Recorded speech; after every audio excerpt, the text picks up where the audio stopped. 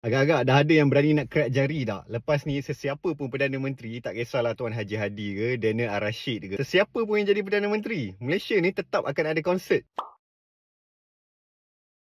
Dalam 7 minggu pertama saya dekat UIA, Universiti Islam Antarabangsa Malaysia ni, ada banyak benda baru yang saya belajar. Antaranya adalah perkara berkenaan dengan hedonism, iaitu hiburan yang lara, yang berlebih-lebihan sampai menjejaskan diri kita ni, menjejaskan fokus sementara ataupun ia membawa kesan yang berpanjangan. Judgement kita kepada hedonism ini, kepada individu terutamanya, adakah perbelanjaan mereka itu berlebih-lebihan, tidak sesuai dengan kapasiti mereka, ataupun bila waktu mereka spend masa untuk berhibur itu adalah satu-satunya kali mereka spend masa untuk berhibur. Boleh jadi pergi konsert Coldplay tu just once in their 60 years lifetime. Kita tak tahu. Sebab kita bukan sebaik-baik penghukum. Kalau mengikut pendirian saya tak pernah pergi konsert dan saya tak ada interest untuk pergi mana-mana konsert sekalipun. Cuma dalam keadaan saya tak menerima konsert ni sebagai budaya peribadi, saya tak rasa pun benda ini adalah satu benda yang perlu saya halang secara individu. Nak tak nak kita perlu berfikir, selagi mana demand, iaitu permintaan kepada konsert ini masih lagi ada, potong jari. Sesiapa pun jadi Perdana Menteri, daripada parti PAS ke, ataupun tiba-tiba mufti jadi Perdana Menteri, bukan setakat nak menyebut ada parti liberal yang sengaja membenarkan konsert ini dari berlaku, ataupun boleh jadi ada parti Islam pula yang boleh untuk melarang konsert ini dari berlaku. Dan apatah lagi memahami permintaan ini bukan sahaja datang daripada komuniti Muslim yang ada dekat Malaysia ini. Ia bukanlah satu benda yang menghairankan kalau konsert itu ada. Bahkan kalau kita telusuri sampai ke peringkat micro community,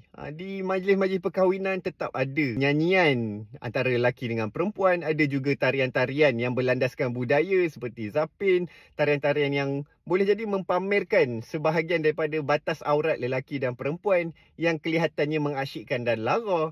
Jadi benda ini ada. Cuma dalam benda ini ada, tidak bermaksud ia tidak salah di sisi syariat Islam. Sekalipun ia pernah berlaku dalam pentadbiran sebelum ini, tidak bermakna ia tidak salah di sisi syariat. Larangan kepada konsert yang menjadi kontroversi ini berbahaya sekiranya ia disempadankan kepada kehendak parti politik yang menuding jari sama ada parti A atau parti B lebih baik dan mengikut acuan Islam yang sebenar. End up, akhirnya kedua-dua parti rupanya tidak boleh mengikut syariat seperti yang ditetapkan oleh Allah Subhanahu Wa Taala. Kenapa bahaya benda ini jadi isu politik adalah disebabkan nanti bila ada isu politik yang baru, akhirnya kedua-dua parti kiri dan kanan membiarkan perkara ini berlaku sebab alasannya sudah ada benda baru dalam politik nak dibincangkan. Di mana semangat untuk menegakkan syariat Islam tadi kalau ia menjadi satu senjata politik? Bagaimanapun dalam keadaan kita sebuah negara Malaysia ini yang cuba untuk bertoleransi kepada permintaan-permintaan tertentu, kita tetap ada batas-batas yang perlu untuk kita patuhi. Misalnya, bila artis-artis Blackpink yang datang ke Malaysia atau artis-artis seksi yang datang, mereka tetap perlu diberi garis panduan supaya sedikit melabuhkan, sedikit menutupkan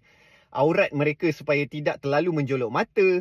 Dan juga kalau ada tindakan-tindakan yang mencabar perlembagaan dan norma masyarakat seperti apa yang dilakukan oleh 1975 sebelum ini, kita terus halau mereka keluar dari Malaysia atau meminta mereka untuk datang menghadap autoriti.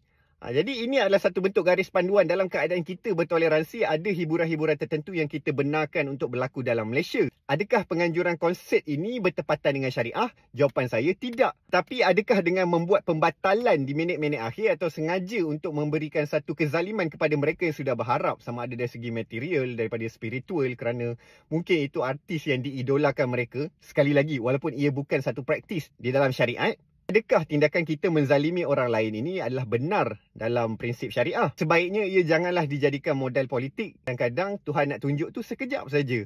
Kita kata orang lain teruk, Tuhan tunjukkan sesuatu yang lebih teruk berlaku di tempat kita. Kita nak kata kita ini bagus sangat, tiba-tiba Tuhan tunjuk. Kadang-kadang kita pun terlupa. Ada nilai-nilai tertentu yang kita dah abaikan, yang lebih kasar terlihat pada mata zahir ini melanggar syariat Islam. Hypothetically, memang ada banyak cara sebenarnya untuk kita membuat banterasan terus kepada konsert-konsert sebegini. Atas alasan kita rasa benda itu lara, melalaikan, membawa ke arah maksiat. Tetapi kalau betul kita ada semangat political and political willingness untuk buat itu tadi, kenapa sepanjang 60 tahun ini beribu-ribu konsert telah berlaku? Dalam beribu-ribu konsert yang berlaku ini ada juga yang ada kontroversi. Dalam beribu-ribu konsert yang berlaku ini ada juga yang mendapat sokongan sebelum ini daripada parti politik. Ada juga yang dilihat artis-artis ini adalah orang yang pro kepada perjuangan kemanusiaan. Mengapa? Pokok pangkalnya dalam hidup bermasyarakat dan penuh kepelbagaian ini, memahami permintaan daripada golongan lain bukan bermaksud kita bertoleransi dengan maksiat. Tapi bila maksiat yang cuba untuk kita banteras ini mendatangkan mudarat yang lebih banyak, kita perlu untuk berhati-hati. Bukan sahaja mudarat ini kadang-kala membawa pencemaran kepada nama baik sesebuah agama, bahkan mudarat ini akan membuatkan orang lebih benci kepada masyarakat Muslim dan juga prinsip yang dibawa oleh Islam ini. Seolah-olah kita cuba untuk membawa ajaran dan doktrin bahawa segalanya tidak boleh dalam Islam. Apakah pendekatan lain tidak boleh untuk dikenakan? Sekalipun sesebuah perkara itu salah dan tidak selari dengan syariat, apakah tidak ada jalan lain yang untuk kita mempamerkan ketegasan selain daripada mempolitikkan keadaan? Sama kepada kedua-dua belah pihak, sama ada kita ini pro kerajaan ataupun pro kepada pembangkang. Kalau kita cuba untuk mempolitikkan sesuatu yang sepatutnya dilandaskan di dalam ajaran agama dengan betul, akhirnya ia tidak akan bawa kepada sebarang penyelesaian. Konsert tetap akan ada dekat Malaysia.